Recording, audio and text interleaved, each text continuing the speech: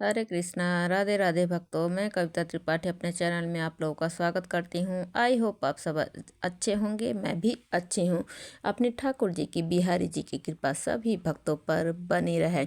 तो देखिए, आज मैं वीडियो लेकर आई हूँ कि जैसे हम अगर सोच रहे हैं, अगर आप लोग सोच रहे हैं लड्डू गोपाल जी लाने के लिए, तो हमें क्या क्या उनकी बात मतलब नियम हमें पता होने चाहिए।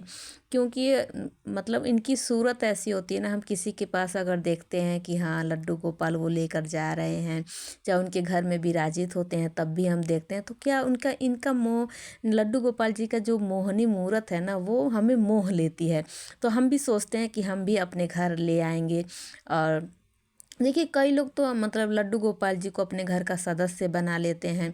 बेटा, मतलब भाई, मित्र, सखी, सह मतलब सखा, कुछ भी रिश्ता बनाकर अपने घर में ले आते हैं। लेकिन उनके लाने से पहले आप लोगों को कुछ नियम ऐसे हैं जिनको आपको जान लेना ज़रूरी होता है। तो वही नियम क्या क्या हैं, यही मैं इस वीडियो में बताऊंगी। तो वीडियो में बने रहिएगा। और जानकारी थोड़ी भी पसंद आए तो प्लीज़ मेरे चैनल को लाइक, शेयर एंड सब्सक्राइब कीजिएगा। और कमेंट में हरे कृष्णा राधे राधे ज़रूर लिखिएगा। तो चलिए वीडियो शुरू करती हूँ। तो देखिए, अगर आप लड्डू गोपाल जी लाने को सोच रहे हैं तो ले आइए। ये उनकी कृपा है और वो आपके घर आना चाहते हैं, इसलिए आपके मन में ऐसे विचार आए हैं। तो देखिए, सबसे पहला जो नियम है उनको लाने का, अगर आप ले आए हैं, लाने की सोच है, तो सबसे पहले उनको हम डेली स्नान कराना चाहिए। उनको अगर ठंड है तो उनको हल्के गुनगुने जल से स्नान कराइए, गर्मी है तो सादे जल से स्नान कराइए। तो लड्डू गोपाल जी को मतलब हमें रोज़ाना स्नान करवाना ज़रूरी होता है। जैसे हम रोज़ अपने बच्चों के कपड़े बदलते हैं, उनको डेली नहलाते हैं, उनका ध्यान रखते हैं, तो ऐसे ही सेम अपने लड्डू गोपाल जी का हमें एक बच्चे के जैसे उनका ध्यान रखना चाहिए, उनको नहलाना चाहिए। और उनके कपड़े भी डेली हमें बदलने चाहिए, मौसम के अनुसार उन्हें कपड़े पहनाना चाहिए। और अगला जो नियम है, दूसरा नियम जो है, उनको हमें बाल स्वरूप मान के लाते हैं। बाल स्वरूप होते हैं, जैसे कृष्ण भगवान के वो बाल स्वरूप हैं, लड्डू गोपाल जी हमारे छोटे से लाला होते हैं।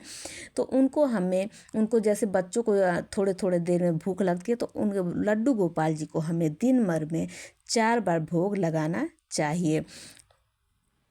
4 बार भोग इसलिए लगाना चाहिए, मतलब 4 बार भोग, जैसे एक तो सुबह आप जब उठाते हैं सुला मतलब जब सोए रहते हैं उसके बाद उठाते हैं तो आप मतलब दूध दे दीजिए, गुनगुना जल दे दीजिए। अगर ठंड है तो बादाम, ड्राई फ्रूट का भोग लगा दीजिए, कुछ भी सुबह का भोग लगाइए। उसके बाद जब आप खाना बनाते हैं उसका भोग लगाइए। और मतलब जैसे उनको माखन मिश्री बहुत प्रिय है, खीर का भोग बहुत प्रिय है, तो उनकी उनकी जो मतलब प्रिय चीज़ें हैं, हलवा बहुत पसंद है। भोग में मतलब उनकी पसंदीदा चीज़ें आप दे सकते हैं। और दूध का भोग तो आपको मतलब 4 बार लगाना ही लगाना है। जैसे बच्चों का हम ध्यान रखते हैं, सेम ऐसे ही हमें अपने लड्डू गोपाल जी का ध्यान रखना चाहिए।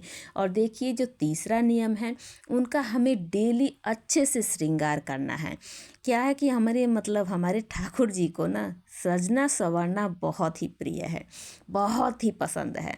तो रोज़ाना कपड़े बदलिए, उनका श्रृंगार कीजिए, उन्हें मुकुट पहनाइए, हाथों में कड़े पहनाइए, बांसुरी दीजिए उन्हें, माथे पर तिलक लगाइए, चंदन का टीका लगाइए और गले में माला हार पहनाइए। अच्छे से उनका श्रृंगार कीजिए, क्योंकि हमारे ठाकुर जी को श्रृंगार बहुत अधिक प्रिय है। और देखिए, चौथा नियम जो है, तो हमें मतलब अगर आप लाने की सोच रहे हैं अपने घर में लड्डू गोपाल जी, अगर आपके घर लड्डू गोपाल जी हैं तब भी ये नियम जान लीजिए कि उन्हें हमें अपने घर में अकेला नहीं छोड़ना चाहिए। हमें मतलब अब अगर हम मान लीजिए हमारे बच्चे हैं, तो क्या हम उनको छोड़कर चले जाते हैं? तो देखिए, जो भी आप रिश्ता बनाइए उनसे, कोई भी रिश्ता बनाइए, उन्हें अच्छे से निभाइए। ये मत सोचिए कि अपने सुविधा के अनुसार, हाँ अभी तो हम रिश्ता बना लिए, लेकिन अगर मान लीजिए नहीं ले जाने में कोई दिक्कत है, कोई परेशानी है, तो हम छोड़ के चले जाएं। बिल्कुल ऐसा नहीं करना है।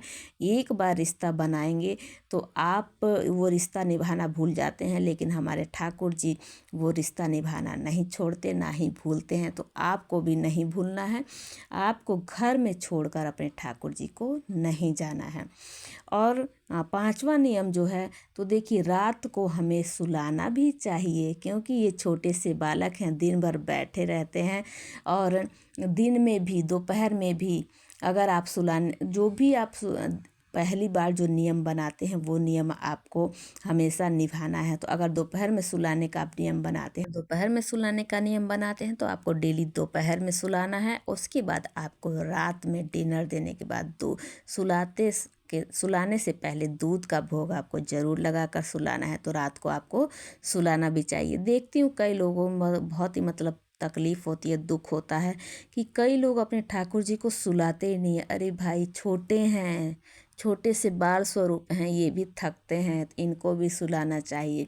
देखिए, अगर आप सेवा कर सकते हैं तो ही ले आइए, और नहीं कर पाते तो ये शौक़ नहीं है कि अपना शौक़ पूरा करना है। नहीं, बिल्कुल ऐसी भूल मत कीजिए।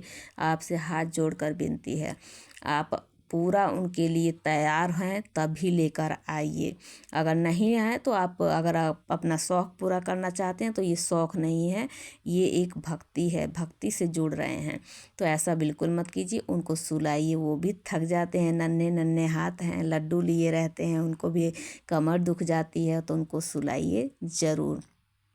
और देखिए, जो छठा जो नियम है, तो आपको क्या करना है, आरती करनी है।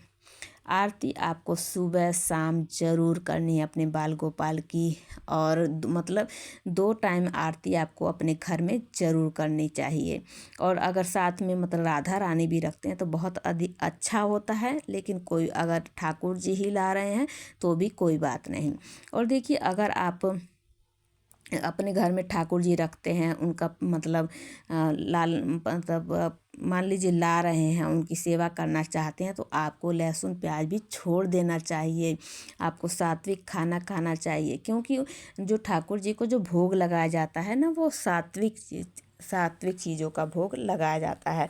तो अगर मान लीजिए आपके घर में लहसुन प्याज बनता है, तो आप किस प्रकार भोग लगाएं, वो भी मेरे चैनल पे आप लोगों को वीडियो मिल जाएगी, चाहे तो आप चेकआउट कर सकते हैं। तो वीडियो कैसी लगी, जानकारी कैसी लगी, ज़रूर बताइएगा।